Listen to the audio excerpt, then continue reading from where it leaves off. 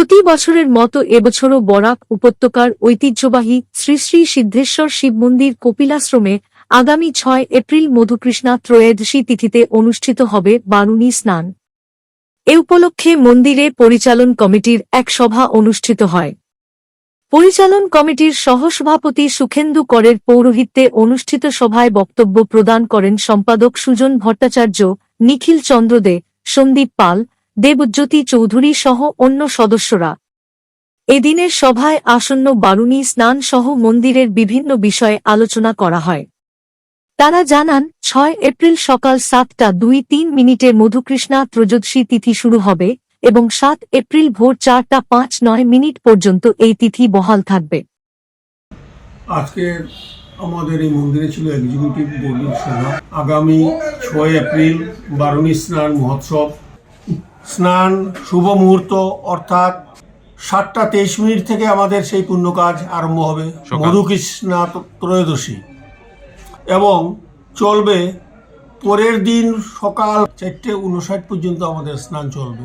তবে ভক্তবৃন্দকে আমি একটা কথা বলছি, রাত্রিবেলা আপনারা স্নান করবেন না, যাতে আমরা চাই না আপনারা কেউ স্নান করুন, কারণ এই নদী বরাক নদী বিপজ্জনক এবং আমাদের সিঁড়ির পাশেই অতি গভীর জায়গা আছে।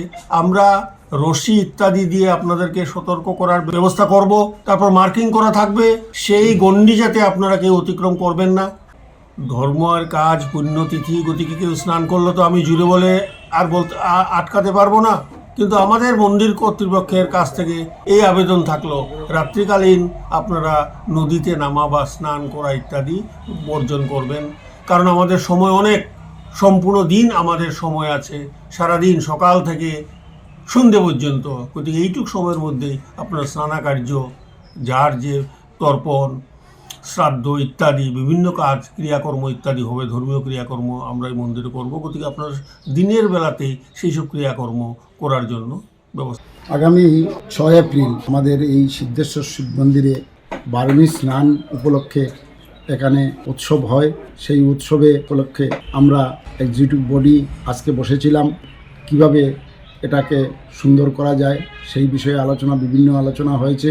সিদ্ধান্ত হয়েছে যে আমরা প্রত্যেক বছরের ন্যায় এবারও যেভাবে কার্যক্রম চলে থাকে সেইভাবে কার্যক্রম চলবে, এবং সেটাই চূড়ান্ত সিদ্ধান্ত।